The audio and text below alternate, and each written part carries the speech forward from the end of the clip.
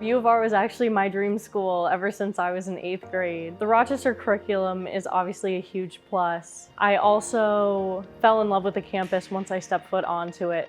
I was able to explore a whole bunch of different classes, and I found what I was truly passionate about in business and philosophy. I went to a Montessori school, so that is kind of an open curriculum as well. And I've always enjoyed having that kind of jurisdiction in my academic career, and I wanted to continue that throughout college. I grew up in Lebanon. Getting to Rochester was my first ever experience outside of Lebanon. Coming to the university, the international student population was what really pushed me to actually be here. We had very, very similar experiences.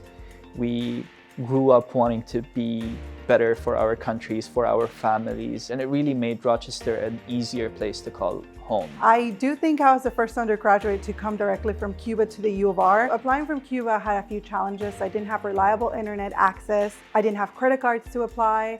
And I definitely did not understand college applications. I didn't have someone to guide me through it. But U of R definitely made it the easiest out of all the schools I applied to. The reason I actually chose the University of Rochester was because of the dual degree program. A lot of the other universities that I applied to didn't offer such a unique program that was so close. So it's only a 15-minute drive between both campuses, and I like that there's two different campuses, so my music life is completely separate than my political science. I feel like U of R has touched every part of my life. It has made me smarter, it's made me wiser, it has shown me so many different sides of the world, and it has introduced me to so many different cultures and experiences. I am such a different person than I was 4 years ago. The mechanical engineering department has really shaped who I am as an engineer. So I do want to directly go into fields of energy and sustainability and apply my skills as an engineer to try to help out the world. Having to learn about what it is that's going on in the world from a public health perspective, it kind of lit